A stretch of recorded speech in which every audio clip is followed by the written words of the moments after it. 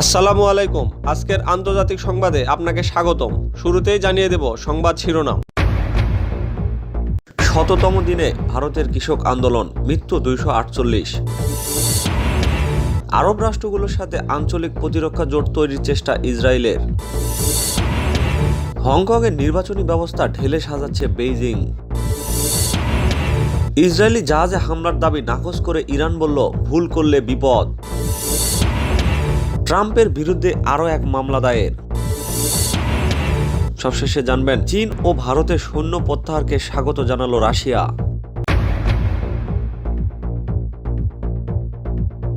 সংবাদ শিরোনাম শুনলেন, এবার জানিয়ে দেব বিস্তারিত সংবাদ। তার আগে অনুরোধ থাকবে লাইক দিয়ে পুরো ভিডিওটি দেখার এবং চ্যানেলে নতুন হলে সাবস্ক্রাইব করে বেল বাটনে ক্লিক করুন।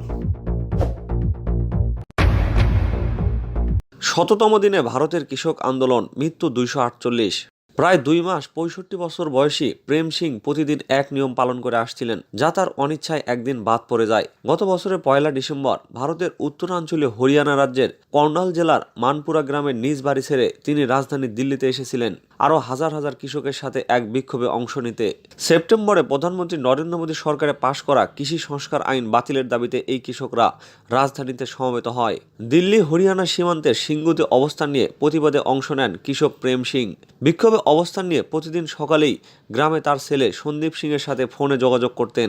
34 বছর বয়সী সন্দীপ বলেন, তার নিজের কোনো ফোন ছিল না। সিঙ্গু থেকে 260 কিলোমিটার দূরের মানপুরা গ্রামের বাড়িতে এসে সন্দীপ বলেন, কিন্তু তিনি প্রতিদিনই অন্য কারো ফোন থেকে আমাদের খবর নিতেন। প্রতিদিন একটি নির্দিষ্ট সময়ে আমি তার ফোনের প্রতীক্ষা করতাম। এটা এক প্রকার নিয়ম হয়ে দাঁড়িয়েছিল। 26 জানুয়ারি এই নিয়মের লঙ্ঘন ঘটে। অন্যদের সাথে সিঙ্গুতে একটি ট্রাক্টরে বসে থাকা প্রেম সিং সন্ধ্যা 6টায় ওই বাহন থেকে পড়ে গিয়ে মারা যান। মারপুরার বাসিন্দা যোগিন্দর সিং বলেন, ওই সময় আমি তার সাথে ছিলাম। তিনি বলেন, আমরা প্রতিবাদ সমাবেশের স্থানে তার প্রতি শ্রদ্ধা জানাই এবং তার লাশ সৎকারের জন্য গ্রামে নিয়ে আসি। কৃষক আন্দোলনে জীবন উৎসর্গকারীদের মধ্যে তিনি একজন। প্রধানমন্ত্রী নরেন্দ্র মোদী সরকারের নতুন কৃষি আইন চালুর পর থেকেই ভারত জুড়ে, বিশেষ করে দেশটির শস্য ভাণ্ডার হিসেবে পরিচিত পাঞ্জাব ও হরিয়ানা রাজ্যের কৃষকরা বিক্ষুব্ধ হয়ে ওঠেন। 26 নভেম্বর থেকে রাজধানী ভিন্ন ভিন্ন 3টি স্থানে হাজার হাজার কৃষক অবস্থান নিয়ে এই আইন বাতিলের দাবিতে বিক্ষোভ শুরু করেন। তারা দাবি করছেন, নতুন আইন পণ্যের মূল্যের জন্য বড় বড় কোম্পানিগুলোর দয়ার উপর তারা নির্ভরশীল হয়ে পড়বেন। শুক্রবার কৃষক বিক্ষোভের 100তম দিনে কৃষকদের সংগঠন সংযুক্ত কৃষক মঞ্চ জানিয়েছে, এই পর্যন্ত অন্তত 248 কৃষক বিক্ষোভকালে মারা গেছেন। স্বাস্থ্যগত কারণে কয়েকজনের মৃত্যু হলেও অন্যরা আত্মহত্যা করেছেন বলে জানায় SKM।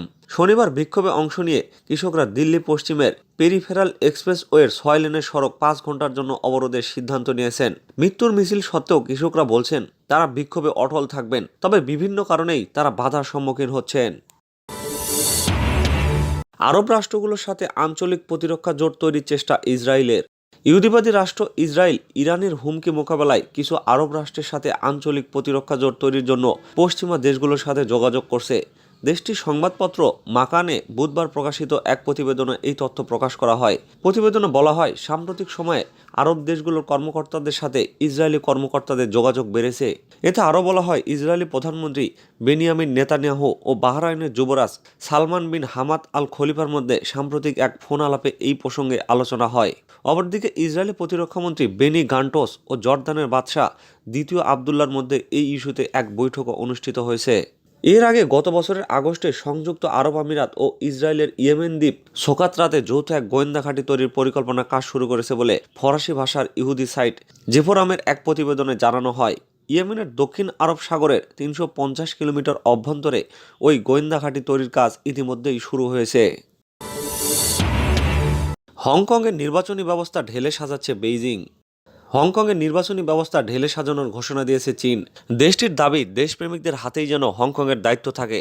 এটা নিশ্চিত করতে এই সিদ্ধান্ত নেওয়া হয়েছে। চীনের সবচেয়ে বড় রাজনৈতিক সমাবেশ ন্যাশনাল পিপলস কংগ্রেসের সম্মেলনে শুক্রবার এই ঘোষণা দেওয়া হয়। হংকংয়ে গণতন্ত্রপন্থীদের বিরুদ্ধে দমনপীড়ন এবং ভূখণ্ডটি চীনা নিয়ন্ত্রণে আরও শক্ত করার পর এবার সেখানকার নির্বাচনী ব্যবস্থা ঢেলে সাজানোর ঘোষণা দেওয়া হলো। এর অর্থ, হংকংয়ের মাটিতে বিচ্ছিন্নতাবাদীদের কোনোভাবেই সহ্য করবে না শি জিনপিংয়ের প্রশাসন। আগামী এক সপ্তাহ ধরে ন্যাশনাল পিপলস কংগ্রেসের সম্মেলন চলবে। এই সম্মেলনেই হংকংয়ের নির্বাচনী ব্যবস্থা ঢেলে সাজাতে সম্মেলনে অংশ নিতে হাজার হাজার আইন প্রণেতা এখন বেইজিংয়ে অবস্থান করছেন। হংকং নিয়ে আলোচনার পাশাপাশি এই সম্মেলনে শুক্রবার নিজেদের 14তম পাঠশালা পরিকল্পনা তুলে ধরতে যাচ্ছে চীন। আগামী কয়েক বছরের মধ্যে নিজেদের অর্থনৈতিক লক্ষ্যমাত্রা নির্ধারণ এবং অর্থনীতির ভবিষ্যৎ গতিধারার রোডম্যাপ হবে এই পরিকল্পনা। এছাড়া জলবায়ু ও পরিবেশগত বিষয়েও বেইজিংয়ের নীতি ঘোষণা করতে পারে চীনা কর্তৃপক্ষ। এনপিসির ভাইস চেয়ারম্যান ওয়াং চেন শুক্রবার জানিয়েছেন, হংকংয়ের মৌলিক আইনের কয়েকটি ধারা সংশোধন করা হবে। হংকং ব্যবসায়িক ল আসলে ভূখণ্ডটির মিনি সংবিধান নামে পরিচিত। সম্মেলনের মাধ্যমে নতুন যে আইন প্রণয়ন করা হবে সেখানে রাজনৈতিক কার্যকলাপ কাকে বলা হবে তার নতুন করে ব্যাখ্যা নির্দিষ্ট করে দেওয়া হবে। রাজনৈতিক প্রচারও কার্যত বন্ধ করে দেওয়া হতে পারে। আর বর্তমান বিতর্কিত নিরাপত্তা আইন অনুসারে এই গণতন্ত্রপন্থীদের যাবজ্জীবন কারাদণ্ড হতে পারে। ওয়াং চেন আরও বলেন, হংকংয়ের নির্বাচনী ব্যবস্থায় কিছু ত্রুটি রয়েছে, যার কারণে বিরোধী রাজনৈতিক কর্মীরা ভূখণ্ডটির স্বাধীনতার পক্ষে কথা বলছেন। তার মতে এই ঝুঁকি দূর করা প্রয়োজন। এছাড়া হংকংয়ে গণতান্ত্রিক নির্বাচনী ব্যবস্থা প্রতিষ্ঠা করা প্রয়োজন বলেও মন্তব্য করেন তিনি। ইসরায়েলি জাহাজে হামলার দাবি নাকচ করে ইরান বলল, ভুল করলেই বিপদ। ওমান সাগরে সম্প্রতি ইসরায়েলি মালিকানাধীন একটি জাহাজে বিস্ফোরণের জন্য ইরানকে দায়ী করে তেল আবিব যে বক্তব্য দিয়েছে তা ভিত্তিহীন বলে প্রত্যাখ্যান করেছে ইরান। ইরান একই সঙ্গে এই ঘটনাকে কেন্দ্র করে ইসরায়েলের পক্ষ থেকে যে কোনো ভুল হিসাব নিকাশের পরিণতির ব্যাপারে গোটা বিশ্বকে সতর্ক করে দিয়েছে। জাতিসংঘে নিযুক্ত ইরানের স্থায়ী প্রতিনিধি মাজিদ তাকতে রাভানসি এই সংস্থার মহাসচিব অ্যান্টনিও গুতেরেস ও নিরাপত্তা পরিষদের সভাপতির কাছে লেখা আলাদা আলাদা চিঠিতে এই হুঁশিয়ারি উচ্চারণ করেছেন। তিনি বলেছেন, সম্পূর্ণ ধারণাপ্রসূতভাবে ইহুদিবাদী ইসরায়েল তার মালিকানাধীন জাহাজে হামলার জন্য ইরানকে দায়ী করছে। রাওয়ানসি বলেন, ওমান সাগরের সাম্প্রতিক ওই হামলার ধরন থেকে বোঝা যায় এটি এমন এক গোষ্ঠীর কাজ যারা তাদের অবৈধ লক্ষ্য অর্জন করার লক্ষ্যে শয়তানি নীতি অনুসরণ করছে।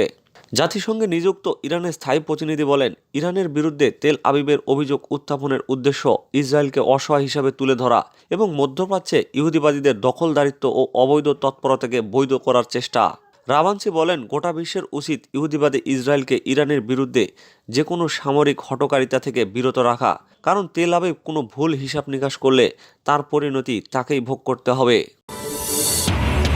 ট্রাম্পের বিরুদ্ধে আরও এক মামলা।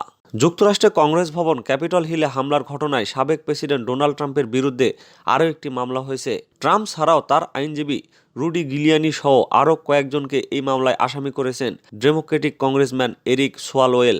এদিকে হামলার ঘটনায় পররাষ্ট্র মন্ত্রণালয়ের সাবেক এক সহযোগীকে গ্রেপ্তার করা হয়েছে, যাকে ট্রাম্প নিয়োগ দিয়েছিলেন। তদন্ত কমিটি দাঙ্গাকারী এবং আইন প্রণেতাদের সঙ্গে সম্পর্কের বিষয়টি খতিয়ে দেখছে।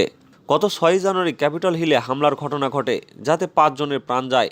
ওয়াশিংটনে ফেডারেল আদালতে করা মামলার অভিযোগ করা হয়েছে ট্রাম্প, গিলিয়ানি ও তার পুত্র ডোনাল্ড ট্রাম্প জুনিয়র এবং রিপাবলিকান কংগ্রেসম্যান মো ব্রুকসের বিরুদ্ধে। ট্রাম্পকে অভিশংসনের জন্য প্রতিনিধি পরিষদে যে কয়েকজন ম্যানেজার ছিলেন তাদের মধ্যে এরিক সোয়ালোয়েল অন্যতম। চীন ও ভারতের সৈন্য প্রত্যাহারকে স্বাগত জানালো রাশিয়া।